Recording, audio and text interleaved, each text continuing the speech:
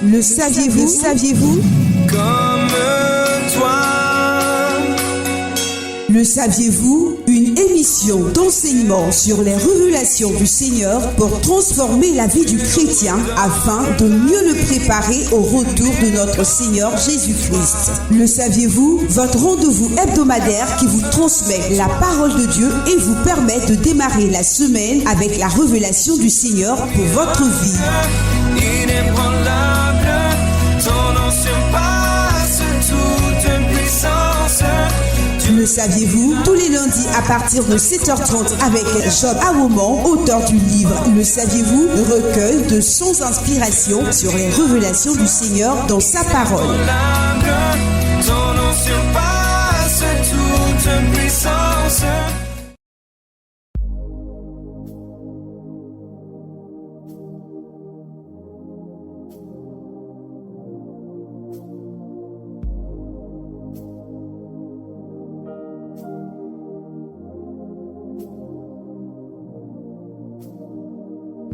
Alléluia, soyez bénis au nom puissant de notre Seigneur Jésus-Christ. Alors bienvenue pour le 85e numéro de Le saviez-vous? Et le texte aujourd'hui nous dit: devant le trône brûlent 7 lampes ardentes, qui sont les 7 esprits de Dieu. Apocalypse 4, le verset 5. Savez-vous que Dieu a 7 esprits et que tous les dons spirituels, les dons du ministère et le caractère que doit manifester le chrétien se retrouvent dans ces 7 facettes de l'esprit de Dieu? L'Esprit de l'Éternel reposera sur lui, esprit de sagesse et d'intelligence, esprit de conseil et de force, esprit de connaissance et de crainte de l'Éternel. Ésaïe 11, verset 2. Soyez bénis. Alors on va prier le Seigneur. Saint-Esprit, parle-nous de toi. Tu es le Père des esprits. Toi seul peux parler de toi, car ta profondeur est infinie. Instruis-nous encore aujourd'hui. Amen. Alors plusieurs le savent, mais pour certaines personnes, cela peut sembler être une nouvelle information. Le Dieu que nous servons est infiniment plus grand que ce que nous pensons. Dieu s'est révélé aux hommes sous la forme du Père, sous la forme du Fils, sous la forme du Saint-Esprit. C'est ce qu'on appelle la Trinité. Mais il s'agit du même Dieu. Dieu a plusieurs facettes. Vous ne pouvez pas mettre Dieu dans une case et dire voici comment il est. Vous ne pouvez pas définir Dieu. Par essence, il est infini, donc il ne peut pas être défini. Si on pense connaître quelque chose de Dieu, on doit savoir que ce n'est qu'une partie de lui. Je donne 2 passages pour illustrer cela. La Bible dit dans 1 Corinthiens 13, verset 9, « Car nous connaissons en partie. » Donc même pour les choses de ce monde, nous connaissons en partie. Et dans 1 Jean 3, verset 2, il est écrit, « Bien-aimés, nous sommes maintenant enfants de Dieu, et ce que nous serons n'a pas encore été manifesté. Mais nous savons que lorsque cela sera manifesté, nous serons semblables à lui, parce que nous le verrons tel qu'il est. » Donc, il n'y a aucun chrétien sur la terre qui peut dire qu'il connaît Dieu tel qu'il est. Parce que même les choses qui ne concernent pas Dieu, nous les connaissons en partie. Imaginez Dieu lui-même. Donc aujourd'hui, nous allons parler de quelques-unes des parties que le Saint-Esprit a voulu révéler de lui. Le Saint-Esprit a 7 facettes. C'est le même esprit, mais il a 7 manifestations. On a déjà lu dans Ésaïe 11, verset 2 et Apocalypse 4, verset 5. Je vais juste donner une dernière référence qui en parle. Dans Apocalypse 5, le verset 6, il est écrit « Et je vis au milieu du trône et des 4 êtres vivants, et au milieu des vieillards, un agneau qui était là comme immolé. Il avait 7 cornes et 7 yeux, qui sont les 7 esprits de Dieu envoyés par toute la terre. » Donc, il y a 7 esprits de Dieu, mais un seul esprit. Et voici l'image qui va nous permettre de comprendre. Dans Exode 25, le verset 31 à 40, Dieu a demandé à Moïse de faire un chandelier d'or pur, selon le modèle qu'il a vu sur la montagne. Et à partir de cet instant, le chandelier commence à être mentionné dans la Bible. Un chandelier est une lampe. Et le modèle que Dieu a montré à Moïse est une lampe à 7 conduits. Vous avez un tronc, une lampe et 3 branches de part et d'autre. Donc le chandelier lui-même représente Christ. Et les lampes du chandelier, ce sont les 7 esprits de Dieu. Donc vous voyez que c'est la même branche, c'est le même esprit, mais 7 facettes, 7 manières de briller. J'espère que la confusion est levée de nos esprits avec cette illustration. Maintenant, revenons un peu sur le chandelier. Le chandelier, c'est Christ, c'est son corps. Or, la Bible dit dans Colossiens 2, verset 9, qu'en Christ reposait corporellement toute la plénitude de la divinité. Donc, le jour où Jean-Baptiste a baptisé Jésus et que la colombe est descendue sur lui, la plénitude de l'esprit, la plénitude de la divinité est descendue sur lui sous une forme corporelle. Donc, les 7 esprits de Dieu se sont posés sur le chandelier corporel qui est Jésus lui-même. Maintenant, si la Bible dit qu'en Jésus habitait corporellement toute la plénitude de la divinité, ça veut dire que dans un homme peut reposer une partie de la divinité. En d'autres termes, une partie de l'esprit. Prenons Éphésiens chapitre 4, verset 7. Il est écrit, mais à chacun de nous, la grâce a été donnée selon la mesure du don de Christ. La grâce dont on parle ici, c'est l'onction, c'est l'esprit. Donc, chacun a reçu une mesure de l'esprit, une mesure de Christ, une mesure de la divinité de Christ. C'est par rapport à cette mesure de l'esprit de Dieu qu'on a les différents dons dans l'église et qu'on a les différents ministères. Mais parce que l'église est son corps et que chaque individu dans l'église a reçu une mesure de l'esprit, lorsque nous nous rassemblons, nous devons retrouver les manifestations de cet esprit de Dieu. Nous devons retrouver tous les ministères. Nous devons retrouver une multiplicité de dons de l'esprit. Dans Apocalypse chapitre 1, quand Jésus parle des 7 églises, il les représente comme étant des chandeliers. Donc les 7 esprits de Dieu reposent également sur les églises, sur les communautés. Quand une église naît, elle peut commencer avec un évangéliste, un prophète, un apôtre, peu importe le ministère. Mais au fur et à mesure que les années passent, l'un des indicateurs de la croissance de l'église devra être la manifestation palpable des 7 esprits de Dieu, la présence de tous les ministères et la multiplicité de manifestations des dons spirituels au sein des membres de l'église. Si ce n'est pas le cas, c'est que soit l'église est en croissance, soit l'église est déséquilibrée. Il faut prier le Seigneur pour qu'il envoie ou qu'il développe les parties du corps qui manquent à l'église. Et ça, c'est un sujet de prière pour tous les comités d'intercession des églises. Soyez bénis. Vous tous, vous toutes qui êtes à la brèche pour vos communautés, soyez plus que bénis. Le Seigneur voit ce que vous faites et il vous récompensera. Jésus est le chandelier et les 7 esprits de Dieu reposent sur lui.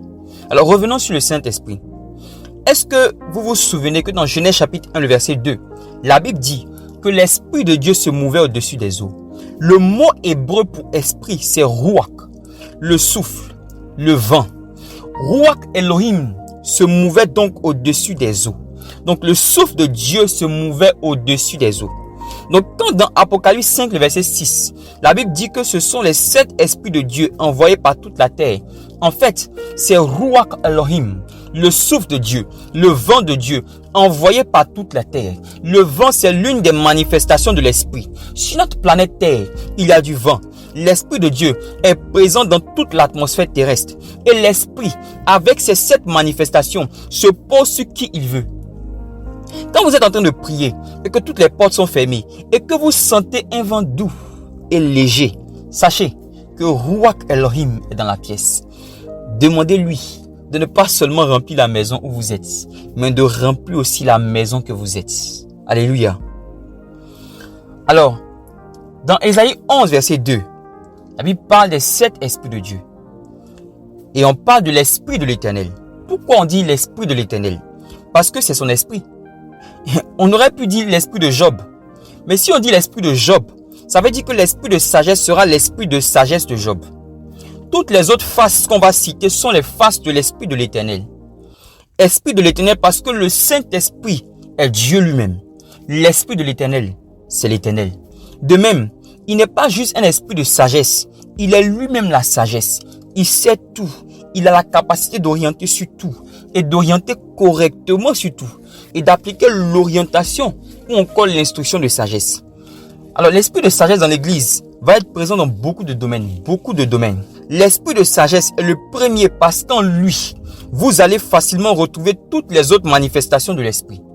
À mon humble avis, avec les recherches que j'ai pu faire, il y a des niveaux de sagesse. Le premier niveau, c'est l'observation, la science de l'observation. La capacité d'observer les choses te confère de la connaissance, te donne des informations sur ces choses. C'est le niveau basique de la sagesse. Le deuxième niveau, c'est la science de la réflexion. À ce stade-là, tu commences à te demander pourquoi, comment, Tu te poses des questions sur ce que tu sais et tu cherches des réponses. Là, c'est l'intelligence. Donc, vous voyez intervenir l'esprit de l'intelligence. Le troisième niveau, c'est la diligence. C'est-à-dire la capacité et la force de pratiquer ce que tu as compris, de faire ce que tu as compris, d'exercer l'instruction qui est sortie de la réflexion. Donc là, on voit ici l'esprit de force. C'est la capacité de manière constante d'exercer l'intelligence qui est acquise. C'est l'une des manifestations de l'esprit de force. Maintenant, il y a le niveau où tu commences à transférer la sagesse que tu as. Tu orientes avec la sagesse, tu instruis. Là, c'est l'esprit de conseil. Maintenant, la Bible dit, dans Proverbe chapitre 9, le verset 10, le commencement de la sagesse, c'est la crainte de l'Éternel. Donc, personne ne peut avoir la sagesse de l'Éternel s'il n'a pas l'esprit de la crainte de l'Éternel. Or, comment peux-tu craindre celui que tu ne connais pas? Donc, la vraie crainte de l'Éternel vient avec l'esprit de la connaissance de l'Éternel. Alléluia. Maintenant, si tu n'as pas l'esprit de l'Éternel, comment est-ce que tu vas avoir sa sagesse? Alléluia. Donc, la sagesse est partout. Alors, après, on va parler de l'esprit de l'Éternel, l'esprit de la sagesse. Nous allons maintenant parler de l'esprit de l'intelligence. Alors, brièvement, l'esprit de l'intelligence, c'est l'intelligence lui-même, l'esprit de l'intelligence. Le Saint-Esprit est lui-même l'intelligence. Et je prie que Dieu nous donne l'intelligence pour comprendre les choses. Qu'il nous donne l'intelligence dans des domaines variés. L'intelligence, c'est la compréhension des choses. C'est la capacité de pouvoir comprendre et expliquer des phénomènes. Donc, les hommes sont intelligents parce qu'ils arrivent à expliquer certains phénomènes naturels. L'esprit de conseil donne la capacité de conseiller. Et pour bien conseiller, il faut avoir un niveau de sagesse dans un domaine. L'esprit de conseil, c'est l'amour de la sagesse. L'esprit de conseil se manifeste aussi par l'exhortation. La Bible dit que Barnabas était appelé fils d'exhortation ou fils de consolation. C'est comme ça que la Luce seconde a traduit. La Luce seconde a dit fils d'exhortation, mais c'est aussi consolation.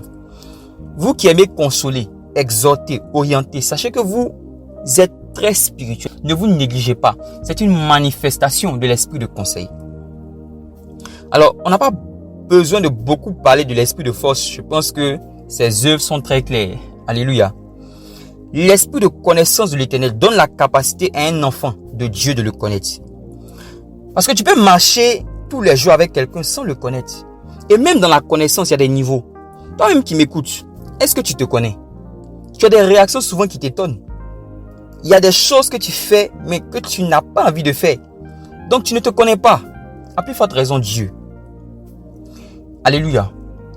À plus forte raison Dieu. Donc on a besoin de l'esprit de la connaissance de l'Éternel. Maintenant, l'esprit de la crainte de Dieu va te pousser à craindre Dieu. Il y a des types de désobéissance que tu ne feras plus jamais si tu as certaines mesures de l'esprit de la crainte de l'Éternel. Alléluia. Alors, quelques-uns me diront qu'ils connaissent des gens qui sont très loin, qui ont l'esprit de Dieu, qui ont l'onction, mais qui n'ont pas de sagesse. Qui n'ont pas de sagesse. Quand tu vois leur comportement, leur manière de faire, il y a un manque de sagesse. Pourquoi? Alors déjà, il y a le phénomène de la loi et de la croissance dont on a parlé dans le numéro précédent. Mais tout ce qui doit croître commence petit. Et tout ce qui doit subsister doit être entretenu et cultivé. Donc c'est l'une des raisons pour lesquelles l'esprit de sagesse peut ne pas être développé chez quelqu'un. Maintenant, prenons Acte 1, le verset 8. Mais vous recevrez une puissance, le Saint-Esprit survenant sur vous. Et vous serez mes témoins à Jérusalem, dans toute la Judée, dans la Samarie, jusqu'aux extrémités de la terre. Qu'est-ce que Jésus a promis? La puissance. Donc il y a une mesure particulière de la manifestation de l'esprit de force qui a été donnée aux enfants de Dieu pour être des témoins. Mais le processus de manifestation de l'esprit de sagesse est différent. Donc vous pouvez avoir des gens qui ont une forte onction mais qui ne manifestent pas la sagesse. Ils l'ont, c'est en eux parce qu'ils ont l'esprit de Dieu. Mais ils ne la manifestent pas parce qu'ils ne la cherchent pas. La sagesse est faite pour être cherchée. Donc elle peut être à côté de toi. Mais si tu ne la cherches pas, elle ne se manifestera pas ou elle se manifestera très peu. Et à cause de cette réalité, nous pouvons être des chrétiens déséquilibrés. Alors comment se manifeste le déséquilibre? On peut avoir de l'intelligence dans un domaine sans avoir la sagesse. Exemple, les hommes ont l'intelligence pour comprendre la météo, l'intelligence pour comprendre le mouvement des planètes, pour comprendre la physique, la chimie. Mais plusieurs n'ont pas la sagesse parce qu'ils disent que Dieu n'existe pas. Or, la crainte de l'Éternel est le commencement de la sagesse. Dieu peut me donner de l'intelligence pour comprendre beaucoup de choses, même dans la parole. Mais je peux ne pas avoir la sagesse parce que je n'arrive pas à mettre ces choses en pratique. Or, la vraie sagesse ne connaît pas seulement, elle pratique. Quelqu'un peut avoir l'esprit de force sans la sagesse. Il sera une brute. Il sera brutal. Quelqu'un peut manifester une certaine forme de crainte de l'Éternel sans connaître l'Éternel. Il va finir par manifester un esprit de terreur, non seulement sur lui-même, mais sur les gens autour de lui. Et c'est comme ça qu'on crée les commandements que Dieu lui-même n'a pas donnés. Parce que les gens veulent manifester la crainte de l'Éternel sans la connaissance de l'Éternel. Maintenant, je vais donner un dernier cas pour équilibrer. Tu peux manifester une forme de sagesse, mais ne pas avoir l'intelligence dans un domaine. Exemple, je peux te dire que quand je regarde ce que tu m'expliques de ton boulot, si tu veux être performant, tu dois te former sur le logiciel. Et avec la description que tu me donnes de ton patron, tu dois faire telle chose. Donc, et chaque fois que tu viens vers moi, je te donne des conseils, tu progresses, mais de façon vertigineuse au travail. Ça marche. Donc, j'ai une forme de sagesse. Mais la réalité, c'est que si on me prend et qu'on me met à ta place, moi-même, j'aurais besoin de formation de conseiller. Pourquoi? Parce que j'ai un niveau de sagesse pour te permettre de prendre de bonnes décisions. Mais je n'ai pas l'intelligence de ton travail. Amen. J'espère qu'on s'est compris. Alors, on va prier le Seigneur pour la manifestation des 7 facettes de son esprit. Non seulement dans nos vies, mais aussi dans nos églises. Amen. Père Saint et Éternel, je te rends grâce, je bénis ton nom. Esprit de Yeshua, toi qui te meus au-dessus des eaux, toi qui te meus au-dessus de la parole, toi qui es sur le chandelier que représente l'Église, toi qui es dans l'atmosphère de la terre, toi qui es présent partout et qui décide sur qui tu veux te poser. Nous avons besoin de toi, ô Esprit de Yeshua. Nous avons besoin que tu souffles sur nous, Ruach Elohim. Nous avons besoin que tu remplisses la maison que nous sommes.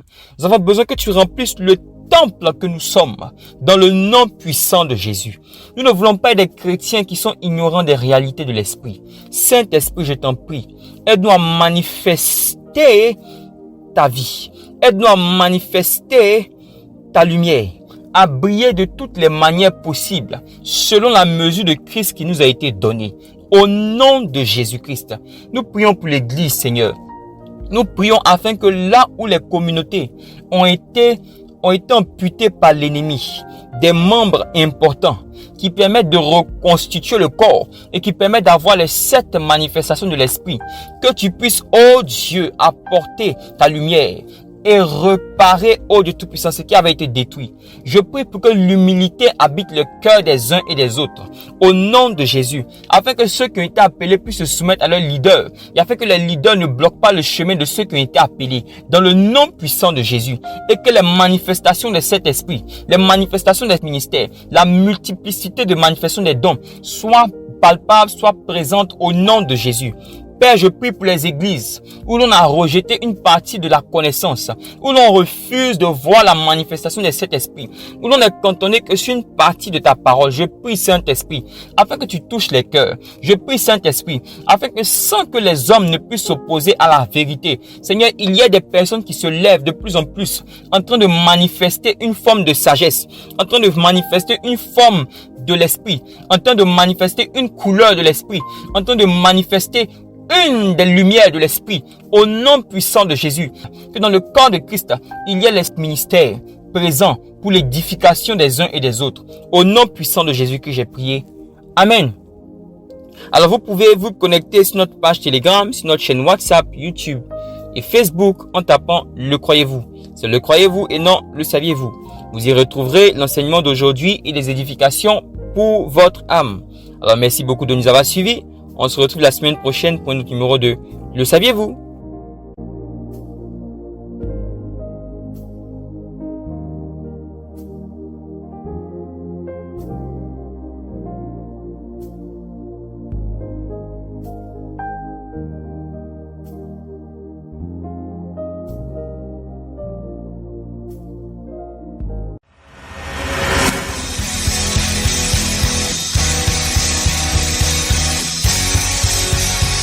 Dieu l'admirable. C'était Le Saviez-vous avec Job Awomon, auteur du livre Le Saviez-vous, recueil de sons inspiration sur les révélations du Seigneur dans sa parole. Rendez-vous chaque lundi à 7h30 sur Radio La Voix Sainte pour un autre rendez-vous de Le Saviez-vous.